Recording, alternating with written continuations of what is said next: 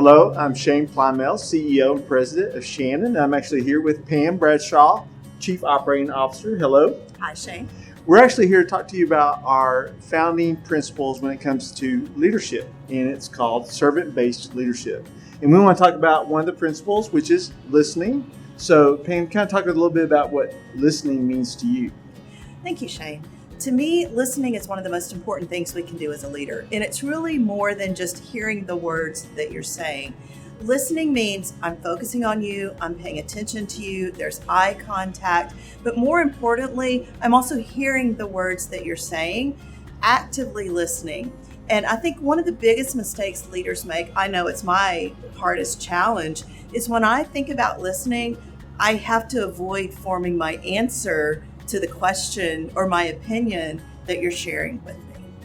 You know, I have the same issue sometimes when someone's telling me something, it's almost like I don't really mean to, but I end up interrupting them before they had a chance to really share what they're trying to share with me.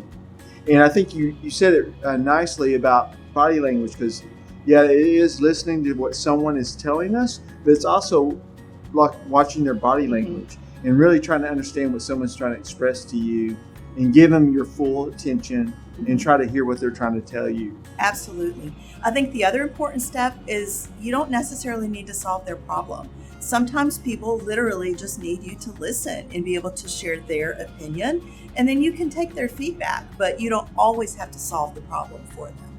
I think too, when it comes to listening, it comes to my own personal body language. So I try to make sure that I'm very open and my body language reflects something where I'm trying to listen to what someone's trying to tell me.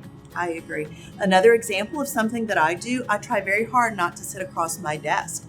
I want to sit as close as possible. So if there's a round table, we might sit in the chair beside each other. And it really allows for that more focused attention on the person that you're listening to. One of the things that I also do to help with listening is when someone's trying to share what's going on, I'll take notes. And so by listening to them and also being able to write down those notes, it allows me to really, one is I can go back and reflect on those notes, but also allows me to really remember and actively listen. I agree.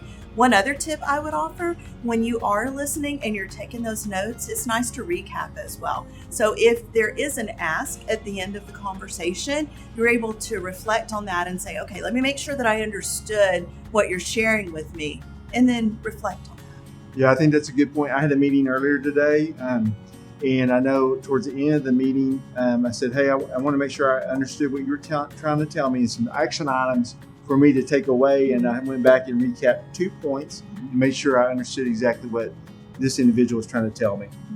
I really appreciate your time. Absolutely. And Thank you. Thanks for all your leadership and everything you do for Shannon. Thank you very much. Appreciate you guys. Thank you.